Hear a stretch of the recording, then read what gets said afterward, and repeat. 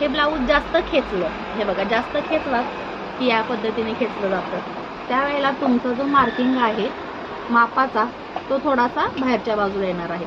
बाहेरच्या बाजूला जर अर्धा इंच आला तरी सुद्धा हा अर्धा इंच म्हणजे पूर्ण 1 इंचाचा झोळ आला तो या काखेमध्ये किंवा दंडाच्या आर्महोलला येणार आहे. त्याच पद्धतीने तुमचं पुन्हा या साईडला सुद्धा तितकंच माप वाढ आलं अर्धा इंच, तेव्हा सुद्धा हा घोळ येणार आहे.